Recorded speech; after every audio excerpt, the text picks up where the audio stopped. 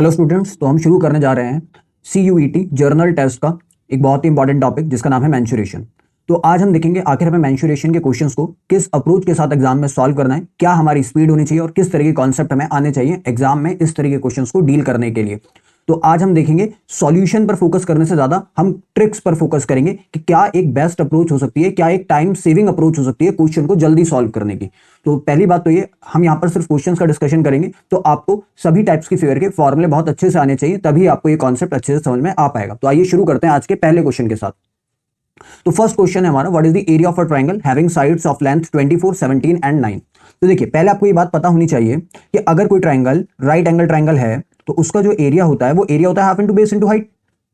ये right angle triangle क्या होता है? एक ऐसा ट्रायंगल जिसका एक एंगल 90 डिग्री हो, this is perpendicular, this is base and this is hypotenuse. तो वो पाइथागोरस थ्योरम को भी पास करता है। पाइथागोरस थ्योरम क्या होती है? एच स्क्वायर मतलब सबसे बड़ी वाली साइड का square and addition of other two side squares, यानी कि P square plus B square.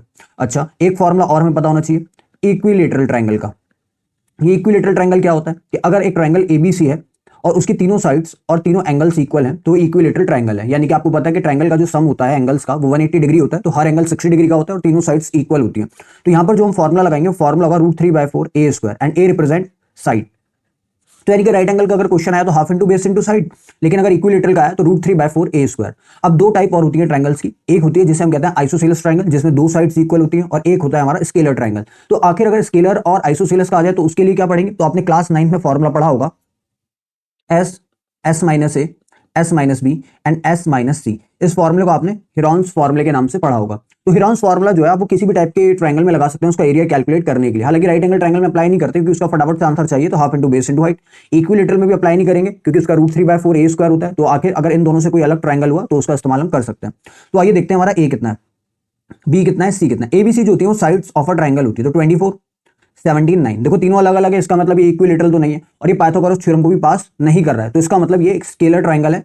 तो आज स्केलर ट्रायंगल के लिए हम हेरॉन्स फॉर्मूले को अप्लाई करते हैं। तो सबसे पहले हम एस निकालेंगे। एस क्या होता है? Semi perimeter. सेमी पेरीमीटर क्या होता है? पेरीमीटर का आधा। पेरीमीटर का मतलब होता है सम ऑफ आउटर बाउंड्रीज, यानी कि a plus B plus C by 2। तो 25 फर्स्ट साइड, नहीं 25 नहीं 24 है फर्स्ट, सेकंड 17, फिर 9/2। इन सबको आप ऐड करिए तो हो जाएगा 50/2। 50/2 हमारा कितना होता है? 25।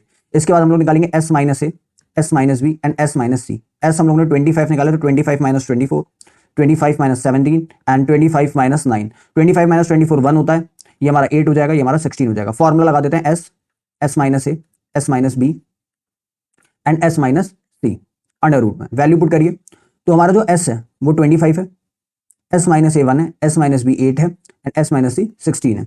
देखिए 25 के बारे में आप सभी जानते हैं, 25 5 का स्क्वायर होता है तो यहाँ से 5 बाहर आ जाएगा। 16 को हम सभी जानते हैं, ये हमारा 4 का स्क्वायर होता है, यहाँ से 4 बाहर आ जाएगा। और 8 का मतलब होता है 4 2 8, है ना। चलिए मैं लिखकर बता देता हूँ, अगर आप 8 के फैक्टर करेंगे तो 3 टाइम्स 2 आएगा, तो 2 2 का पेयर बनेगा और एक 2 भी हमारा बाहर आ जाएगा। तो 5 इंटू 4 इंटू 2, लेकिन एक ये 2 बेचारा अकेला है इसलिए ये अंदर रह जाएगा, ये बाहर नहीं आ पाएगा अंडर रूट से। तो यहाँ पर अगर आप मल्टीप्लाई करेंगे 5 4 20 एंड 22 40, तो आंसर इज 40√2। तो option number first is correct. तो एग्जाम में अप्रोच क्या है? अगर राइट एंगल का क्वेश्चन आया तो half into base into height, अगर इक्विलेटरल का आया तो √3/4 स्क्वायर, और अगर और अदर साइड आई तो आपको हेरॉन्स फॉर्मूले के साथ जाना है। आइए चलते हैं अपने नेक्स्ट क्वेश्चन की तरफ। नेक्स्ट क्वेश्चन है हमारा, if the height of an equilateral triangle is tan√3, the area is. देखिए पहले आपको इक्विलेटरल ट्रायंगल के बारे में भी मैंने बताया, एक ऐसा ट्रायंगल जिसकी तीनों साइड्स इक्वल होती हैं, यानी कि अगर ये साइड ए है, ये साइड ए है, तो बीसी भी हमारी ए होगी। तो पहले मैं आपको कॉन्सेप्ट सिखाता हूं, फिर बताऊंगा आपको फॉर्मुला कैसे याद रखना है। देखिए अगर मैंने यहां से परपेंडिकुलर बाइसेक्टर ड्रॉ करा तो परपेंडिकुलर बाइसेक्टर का काम होता है साइड्स को इक्वल हिस्सों में डिवाइड कर देना। अगर बीसी की वैल्यू ए है तो जो बीडी की वैल्यू है a/2 हो जाएगी और डीसी भी हमारा a/2 हो जाएगा। अगर हम फोकस करें ट्रायंगल एडीसी पर, तो एक राइट एंगल ट्रायंगल है, जो हमारा एडीसी एडीबी है उसमें ए बी ए है, एडी हमें नहीं पता क्या है, और बीडी जो है वो हमारा a/2 है। अगर यहां पर आप पाइथागोरस थ्योरम अप्लाई करें तो ए बी का मतलब हाइपोटेन्यूज का स्क्वायर इक्वल्स टू हाइट का स्क्वायर प्लस बेस का स्क्वायर। ए का स्क्वायर ए स्क्वायर, जो चीज नहीं पता, और ये हो गया a²/4। a²/4 को यहां लेंगे तो a² माइनस a²/4, और ये क्वेश्चन मार्क क्या चीज है? क्वेश्चन मार्क एडी, और एडी किसका काम कर रही है? Height of an equilateral triangle का ये काम यहां पर कर रही है। 4 का एलसीएम लेंगे तो 4a² minus a² equals to height square, तो ये वैल्यू आपकी आ जाएगी 3a²/4 इक्वल्स टू h²। तो h की वैल्यू आ जाएगी √3a/4 एंड a पर स्क्वायर। तो अगर आप यहां पर देखें तो √3 तो बाहर नहीं आ पाएगा, √3 अंदर ही रहेगा, 4 रूट के बाहर आकर 2 बन जाएगा, a² बाहर आकर a बन जाएगा। इसका मतलब आपको ये फॉर्मुला याद रखना है। ये मैंने आपको बताया फॉर्मुला आया कैसे है, लेकिन आपको ये एग्जाम में याद रखना है कि जो height of an equilateral triangle होती है वो √3/a √3a/2 होती है। तो हाइट हमारे अकॉर्डिंग क्वेश्चन में बताई गई है 10√3। तो हाइट का हमने फॉर्मूला का हाइट का फॉर्मूला √3a/2 इक्वल्स टू 10√3। दोनों तरफ √3 से √3 कटा, 2 उधर जाकर 10 को मल्टीप्लाई करेगा, इसका मतलब side of an equilateral triangle 20 है। अब हमें इसका एरिया चाहिए, तो एरिया का फॉर्मूला हमने अभी पढ़ा था √3/4 a²। इट मींस √3/4 a का मतलब 20 × 20। आप 4 से काटेंगे, 4 5 20 एंड 20 5 100। आंसर इज 100√3, यानी कि option number D is correct. तो फॉर्मूले बहुत अच्छे से याद रखना। अगर मुझे फॉर्मूला याद है तो मुझे ये जो मैंने यहाँ पर इतना आपको सॉल्यूशन समझाया इसकी आपको जरूरत नहीं पड़ती। आप डायरेक्ट फॉर्मूला लगाते हैं हाइट का और आपको बस ये इतना सॉल्यूशन यहाँ तक लिखना पड़ता। ठीक है, तो आपको फॉर्मूले बहुत अच्छे से याद रखने हैं। यदि area of a square field is 4489, find the perimeter. देखिए ये एरिया ऑफ अ स्क्वायर है। एरिया ऑफ अ स्क्वायर हम सभी को पता है साइड का स्क्वायर होता है। तो हमें अगर साइड निकालनी है तो साइड हो जाएगी √4489। अब √4489 किसका स्क्वायर होता है ये हमें पता होना चाहिए, पहली चीज। दूसरी चीज, हमसे पूछा क्या जा रहा है, हमसे पेरीमीटर पूछा जा रहा है। पेरीमीटर ऑफ अ स्क्वायर क्या होता है, पेरीमीटर स्क्वायर होता है 4 इंटू साइड। मतलब मुझे जो भी मेरा इसकी अंडर की वैल्यू आने वाली है इसकी मल्टीप्लाई मुझे इसकी 4 से करा देनी है, तो मेरा आंसर आ जाएगा। तो आइए फटाफट से हम लोग इसका आंसर कैलकुलेट कर लेते हैं कि 4489 आखिर किसका स्क्वायर होता है। तो अब हमारे को 4489 का अंडर रूट चेक करना है। देखिए अगर आप इस तरीके से चेक करेंगे तो आपको बहुत ज्यादा टाइम लगेगा। तो मैं इसके लिए आपको बेस्ट अप्रोच बताता हूं। इस मेथड का नाम है hit and trial method. Hit and trial method ये कहता है कि आपको पहले नंबर पे ना अप्रोक्सीमेशन ढूंढना है। तो देखिए 4489 की बात करूं, अगर मैं आपको बात करूं 60 के स्क्वायर की, तो 60 का स्क्वायर होता है 3600। 70 का स्क्वायर होता है 4900। तो ये नंबर इन दोनों के बीच में है। तो इसका मतलब ये बात तय होगी कि आंसर 60 और 70 के बीच में होगा। यूनिट डिजिट 9 है। अब आपको ये पता होना चाहिए यूनिट डिजिट 9 कब होती है। तो यूनिट डिजिट 9 तब होती है जब आप किसी भी 3 वाले नंबर का स्क्वायर करें या किसी भी 7 वाले नंबर का। तो इसका मतलब आंसर 63 और 67 में से ही कोई एक है। तो नंबर मुझे ना 70 के पास ज्यादा पास है, तो 67 का ये स्क्वायर यहां पर होगा। आइए चेक करते हैं क्या ये अप्रोक्सीमेशन सही हुआ है। 67 तो 46 हो गया।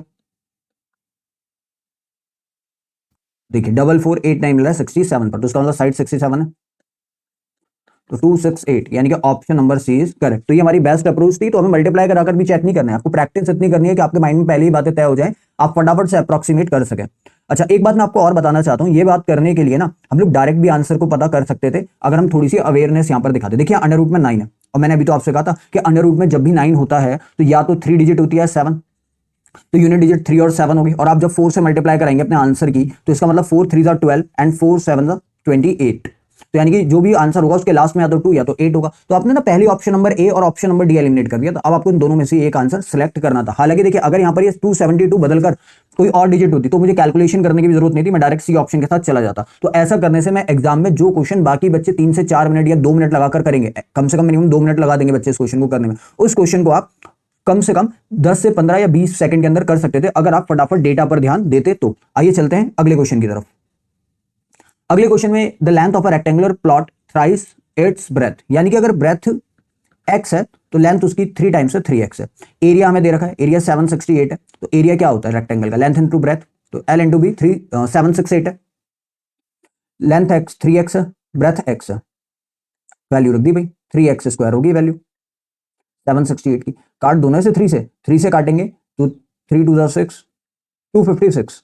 3 से काटेंगे अगर हम इसे तो 3 से हो जाएगा 256। 256 भाई किसका स्क्वायर होता है, तो स्क्वायर बहुत अच्छे से याद रखिए ये होता है 16 का स्क्वायर। इसका मतलब हमारी जो लेंथ है वो 3 इंटू एक्स यानी कि 3 into 16 it mean 48 and breadth जो है हमारी वो एक्स थी यानी कि सिंपल 16 होगी। हमसे पूछा क्या क्या है पेरीमीटर। पेरीमीटर हम सभी ने पढ़ा है 2 इंटू एल प्लस बी होता है, एल 48 प्लस 16 64 128 यानी कि option number C is correct. आइए चलते हैं नेक्स्ट क्वेश्चन की तरफ। The ratio of the length breadth of the rectangle is 5:6। इसका मतलब लेंथ हमारी 5x है, ब्रेथ हमारी 6x है। एरिया हमें क्वेश्चन में बताया गया है कितना 6750। तो लिखो ना एरिया 6750। भाई एरिया क्या होता है, लेंथ इंटू ब्रेथ होती है। लेंथ अभी आपने कहा 5x, ब्रेथ हमने कहा 6x, इन दोनों की मल्टीप्लाई कराएंगे तो हो जाएगा 30x। 0 से काटिए 0 को, 3 से काटिए इस डेटा को, 225। इट मीन x की वैल्यू जो है वो हमारी 225। अच्छा एक मिनट, x इंटू एक्स करेंगे एक्स स्क्वायर, तो एक्स स्क्वायर हमारा 225 है तो x हमारा 15 हो जाएगा। यहां पर हमसे पूछा क्या जा रहा है, find the ratio of the length to the area of the rectangle. हमें लेंथ का रेशियो एरिया के साथ निकालना है। देखिए लेंथ l होती है, एरिया l इंटू बी होता है, तो l से l कट गया मतलब 1:b आंसर आएगा। और b हमारा कितना है, b हमारा 6x है तो 6x, और x की वैल्यू अभी आपने निकाली 15, तो 1:90 ऑप्शन नंबर डी में है। तो बस फॉर्मूला याद है, थोड़ी सी कैलकुलेशन, बस कैलकुलेशन स्पीड के साथ करनी है, उसमें ज्यादा टाइम नहीं लगाना है। नेक्स्ट क्वेश्चन, नेक्स्ट हमारा the radius of a circle is 1.75, what is the circumference of the circle. Circumference of the circle हमें पता होना चाहिए 2 पाई आर होता है, तो 2 इंटू पाई इंटू आर हमारा 1.75 है, तो 175 अपॉन 100। आ जाइए फटाफट से आंसर निकाल लेते हैं, कैंसिल करते हैं पहले जो जो कैंसिल हो रहा है। तो 7 से काटिए इसे 25, 25 वन जा 25 फोर जा, 2 से काटेंगे 2, 2 से काटेंगे 11, तो answer is 11। Basic calculation question. Next question में पैरीमीटर दे रखा है सर्कल का, सर्कल का पैरीमीटर 2 पाई आर होता है 13.2, यानी कि 2 into 22/7 into radius equals to 132 upon 10। Cancel करते हैं, देखते हैं क्या क्या कैंसिल होता है। पहले हम 2 से कैंसिल कर देते हैं, 2 से कैंसिल करेंगे 66, फिर 2 से कैंसिल करेंगे तो यहाँ पर 11, यहाँ पर हमारा 33, 11 वन जा 11 थ्री जा, तो रेडियस की वैल्यू 21 अपॉन 10, तो 21 अपॉन 10 का मतलब 2.1 होता है। Option number B is correct. Next question में हमें सेमी सर्कल का पैरीमीटर दे रखा है, तो अब आपका ना यहीं पर ज्यादातर बच्चे गलती करते हैं, वो सोचते हैं जो पैरीमीटर ऑफ अ सर्कल होता है वो 2 पाई आर होता है, तो semi perimeter of a circle pi R होगा इसका आधा, जबकि ऐसा नहीं है। सर्कमफ्रेंस 2 पाई आर होता है, तो जो सेमी सर्कमफ्रेंस होता है वो पाई आर होता है। लेकिन जब आप सेमी सर्कल को देखेंगे तो this is the semi circle, और पैरीमीटर का मतलब है सर्कमफ्रेंस प्लस दिस लाइन। ये लाइन हमारी क्या है, ये लाइन हमारी डायमीटर है, तो इसका मतलब pi r plus diameter is the perimeter of a semi circle, जो कि 25.7 है। पाई का मतलब 22/7, रेडियस हमें नहीं पता, डायमीटर का मतलब होता है ट्वाइस इंटू रेडियस 257 अपॉन 10। यहां से ऊपर से हमने आर कॉमन लिया, तो यहाँ पर 22/7 प्लस 2, तो 257/10। यहाँ पर आप एलसीएम ले लीजिए, एलसीएम लेंगे 14 हो जाएगा, नीचे 7, 22 और 14 को अगर आप ऐड करते हैं 36। अब क्वेश्चन ये है कि ये कैंसिल किससे होगा, तो ये कैंसिल तो हो नहीं रहा, इसका मतलब आंसर जो है वो अप्रॉक्सीमेट आएगा। लेकिन हमने ना यहाँ पर पाई की वैल्यू पर ध्यान नहीं दिया। देखिए यहाँ पर स्पेशली बताया कि पाई की जगह पर आपको 3.14 रखना था, तो मैं पाई की जगह पर अगर 3.14 रखता हूं तो 3.14 R plus 2 R equals to 25.7, तो इसमें आप ऐड करेंगे तो 5.14 रेडियस की वैल्यू हो जाएगी 25.7 के। नीचे आप पॉइंट हटाइए, नीचे 100, यहाँ से पॉइंट हटाइए, नीचे 10, 0 से 0, 257 2 से काटेंगे 5, तो रेडियस हमारा कितना आ गया 5। आपसे डायमीटर पूछा था, अगर रेडियस 5 है तो डायमीटर हमारा 10 होगा। Option number C is correct. काफी अच्छा क्वेश्चन था। चलते हैं नेक्स्ट क्वेश्चन की तरफ। अब यहां से जो शुरू हो रहे हैं वो सरफेस एरिया एंड वॉल्यूम के क्वेश्चन शुरू हो रहे हैं, तो कोई भी क्वेश्चन हो मेंसुरेशन का कोई प्रॉब्लम नहीं है, कैलकुलेशन प्लस फॉर्मूला इन दोनों चीजों का ही आखिर ये कॉम्बिनेशन है। तो हमें area of a cube, surface area क्या होता है 6a² होता है भाई, और ये हमें दे रखा है 5046। हम इसे 6 से काटते हैं 841, ए की वैल्यू √841, और 841 हमारा कितना होता है 29 का क्यूब, 29 का स्क्वायर होता है। पूछा क्या volume of a cube, volume of a cube is a cube, 29 का क्यूब आंसर है, तो 29 इंटू 29 इंटू 29, तो 29 इंटू 29 841 इंटू 29, तो भाई करा देंगे मल्टीप्लाई 841 की 29 से,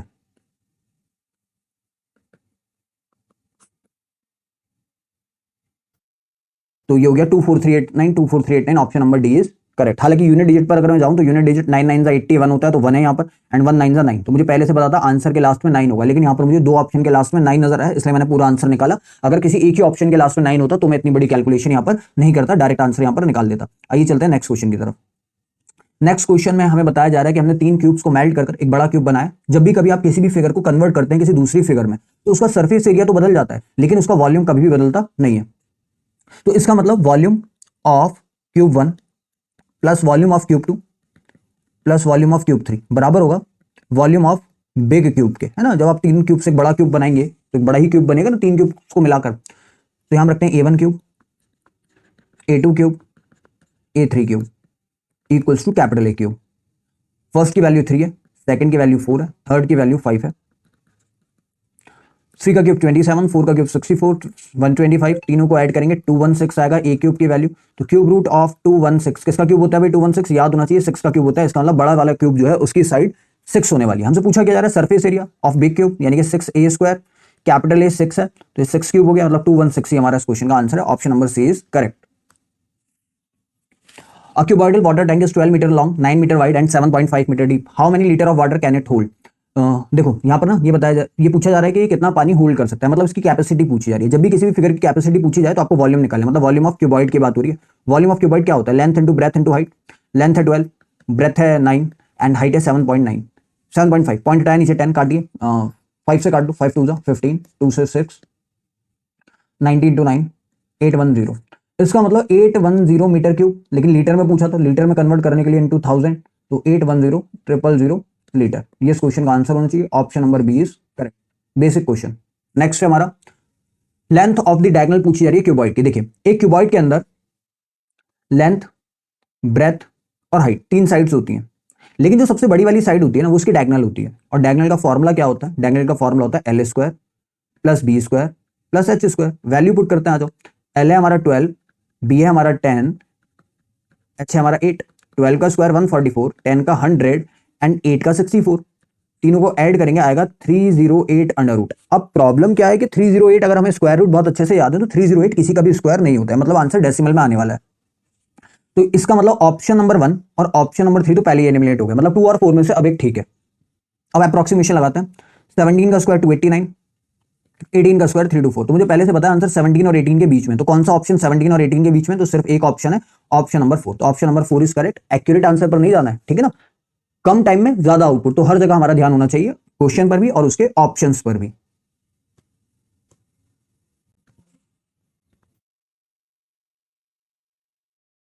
नेक्स्ट क्वेश्चन है हमारे आगे। The length and breadth of the room are 21 and 16। मतलब हमें लेंथ बता दी 21, ब्रेथ बता दी है 16। If the length of the longest rod, मैंने अभी आपको बताया कि क्यूबॉइड की 3 डायमेंशन होती है, लेंथ, ब्रेथ और हाइट, लेकिन इन सब में सबसे बड़ी जो डायमेंशन होती है वो होती है वो होती है हमारी डायगोनल। और डायगोनल का फॉर्मूला होता है under root L square plus B square plus H square. तो ये डायगोनल हमें बता दिए क्वेश्चन में 29। हमें हाइट बतानी है कि हाइट आखिर क्या होगी। देखिए यहां से अंडर रूट हटाना है तो squaring both side, L square B square H square. D 29 है, एल हमारा 21 है, बी हमारा 16 है, एच हमें कैलकुलेट करना है। ये होता है 841, this is 441, this is 256 and H square.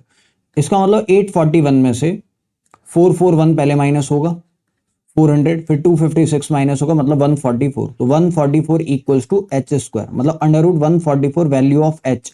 और 144 किसका स्क्वायर? 12 का स्क्वायर। तो option number B is correct. आइए चलते हैं नेक्स्ट क्वेश्चन की तरफ। नेक्स्ट क्वेश्चन हमारा, find the volume of a cylinder with the diameter of base 8 and height 35। Basic question, आपको वॉल्यूम बताना है। आपको डायमीटर 8 बता दिया, तो डायमीटर 8 तो रेडियस हमारा कितना 4, हाइट कितनी है भाई 35 है। वॉल्यूम कितना होता है? वॉल्यूम होता है पाई आर स्क्वायर एच। पाई की वैल्यू 20/2/7, रेडियस हमारा 4 × 4 और हाइट हमें 35 बता रही है। 7 × 1 7 5। अब कैलकुलेशन कैसे करें? तो भाई बेसिक कैलकुलेशन 22 की 5 से करा दो फटाफट से, 110 होता है, 4 4 16 होता है, 16 1 16 and 17 1760। Option number B is correct. आइए चलते हैं नेक्स्ट क्वेश्चन की तरफ। डायमीटर हमें 28 बता दिया। अगर डायमीटर 28 है तो भैया रेडियस कितना होगा? इसका आधा 14। हाइट हमें 20 बता दी। टीएसए पूछ रहा है। टीएसए क्या होता है? 2 पाई आर, आर प्लस एच। फटाफट से वैल्यू रखते हैं। 22/7, radius is 14, radius is 14 and height is 20। 7 1 7 2 2 की 22 से करेंगे 44, 44 की 2 से करेंगे 88, 88 की मल्टीप्लाई होनी चाहिए यहाँ पर हमारी 34 से। अब या तो कैलकुलेशन कर कर निकालो फटाफट से, यूनिट डिजिट चेक करते हैं ना। 8 4 32, यूनिट डिजिट 2 बनेगी। यूनिट डिजिट 2 सिर्फ ऑप्शन नंबर बी में है, तो ऑप्शन नंबर बी टिक करिए, आगे बढ़ जाइए, कैलकुलेशन कर टाइम मत बिगाड़िए। चलते हैं नेक्स्ट क्वेश्चन की तरफ। नेक्स्ट क्वेश्चन हमारा, the base radius of a cylinder is 14। Radius भाई हमें 14 बता दिया है और सी एस ए हमें 880 बता दिया है। वॉल्यूम हमसे पूछी जा रही है, तो वॉल्यूम का फॉर्मूला हमें पहले से ही पता है, पाई आर स्क्वायर एच होता है। लेकिन प्रॉब्लम क्या है? प्रॉब्लम ये है कि हम हाइट नहीं पता, तो हाइट नहीं पता तभी तो सी एस ए बताया। सी एस ए है कितना? सी एस ए है हमारा 880। सी एस ए का फॉर्मूला क्या होता है? सी एस होता है 2 पाई आर एच। 2 पाई की वैल्यू 22/7, रेडियस इज 14, हाइट ही तो कैलकुलेट करनी है, करते हैं आ जाओ। 7 1 7 2 2 2 4 88। तो 88 से अगर आप इस सबको काटेंगे तो हाइट आपकी 10 निकल कर आएगी, है ना। ये कैल आप काट सकते हैं, इसे बिल्कुल बेसिक था ये। तो हाइट हमारी 10 है, वॉल्यूम हमसे पूछी जा रही है, निकाल दो। पाई का मतलब 22/7, रेडियस हमें क्वेश्चन में दिया है 14 × 14 और हाइट हमने 10 निकाली है। 7 1 7 2। तो कैलकुलेशन कराते हैं। 14 280 × 22, तो 280 × 22 करा देते हैं भाई।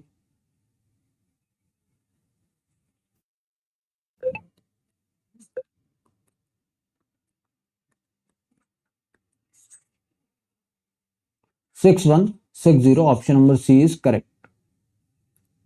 तो लीजिए दोस्तों, इसी के साथ हम लोगों ने मेंसुरेशन के इंपॉर्टेंट क्वेश्चन डिस्कस करें। और यहां पर हमने डिस्कस ये करा है कि एग्जाम में किस तरीके से कैलकुलेशन करनी है, क्या अप्रोच होनी चाहिए, किस तरीके से क्वेश्चन को और ऑप्शन को दोनों को ध्यान से देखना है। और हमने एक नया कॉन्सेप्ट आज सीखा है जिसे कहते हैं हम लोग यूनिट डिजिट मेथड। बहुत ही इंपॉर्टेंट कॉन्सेप्ट होता है। यूनिट डिजिट मेथड के अंदर हम मैथ्स में इसका इस्तेमाल करते हैं यूनिट डिजिट को मैच करने के लिए। मान लीजिए हमारे सामने 4 ऑप्शन और मुझे एक बड़ी कैलकुलेशन करनी है। मान लीजिए मुझे 849 इंटू 261 इंटू 729 एग्जाम्पल के लिए, तो मैं 9 की 1 से कराऊंगा तो 9, और फिर 9 की 9 से कराऊंगा तो 81। तो मेरा जो ऑप्शन होगा वो आंसर होगा जिसके लास्ट में 1 होता है। तो उससे हेल्प ये मिलती है कि मैं ऑप्शन को एलिमिनेट कर सकता हूं। देखिए प्रोबेबिलिटी अगर आप सबने पढ़ी है तो आपको ये पता होगा कि 4 ऑप्शंस में से एक ऑप्शन ठीक है, तो 4 में से एक ठीक है, तो आपके सही होने की एक्यूरेसी 25% है। लेकिन मान लीजिए आप यूनिट डिजिट मेथड या फिर जिसे हम लोग कहते हैं ऑप्शन एलिमिनेशन मेथड, अगर आप इसका इस्तेमाल कर रहे हैं ऑप्शन एलिमिनेशन मेथड का और आपने 2 ऑप्शन एलिमिनेट कर दिए तो आपके 2 ऑप्शन बचे, 2 में से एक सही है, तो अब आपने अपनी सही होने की परसेंटेज को 50% कर दिया। तो एक तो क्या है कि आप सही होने के चांसेस को बढ़ा सकते हैं ऑप्शन को एलिमिनेट कर। और कभी कभार ऐसा भी होता है कि एग्जामिनर डेटा को बड़े सोच समझकर अरेंज करता है, तो आप यूनिट डिजिट से ही आंसर टिक कर सकते हैं, आपको कैलकुलेशन की जरूरत भी नहीं पड़ेगी। सब ऑप्शन की यूनिट डिजिट अलग अलग होती हैं। तो ये मेथड पर आपको ध्यान रखना है। ये मेथड आपको क्विक डिसीजन मेकिंग में मदद करेगा। मतलब एक ऐसा क्वेश्चन जिसमें बाकी बच्चों को 2 मिनट लगते हैं सॉल्व करने के लिए, उसको आप 45 सेकंड्स में ही सॉल्व कर सकते हैं, क्योंकि आपको वो एक्स्ट्रा कैलकुलेशन नहीं करनी पड़ेगी, बस आपको ऑप्शन को टिक करना है देखकर। तो मेरा ये कहना है कि जब भी आप कभी भी कोई भी एमसीक्यू क्वेश्चन करें तो जितना ध्यान क्वेश्चन को पढ़ने पर और उसके सॉल्यूशन पर लगा रहे हैं उतना ही ध्यान आपका एमसीक्यू पर भी होना चाहिए। और ये चीज ना बातें करने से या बातें सुनने से समझ में नहीं आती है, तब समझ में आती है जब हम प्रैक्टिस बहुत ज्यादा करते हैं। तो आपको प्रैक्टिस के लिए, मटेरियल के लिए आपको हमारा टेलीग्राम ग्रुप ज्वाइन कर लेना है। वहां पर आपको प्रैक्टिस का सारा मटेरियल मिलेगा और हमने जितने भी क्वेश्चन करे इसकी पीडीएफ भी आपको उसी टेलीग्राम चैनल पर मिल जाएगी। चलिए मिलेंगे अपनी नेक्स्ट वीडियो में और वहां पर हम अगले टॉपिक को डिस्कस करेंगे, उसके क्वेश्चन की अप्रोच जानेंगे कि किस तरीके से उन्हें सॉल्व करना है। तो गुड बाय स्टूडेंट्स।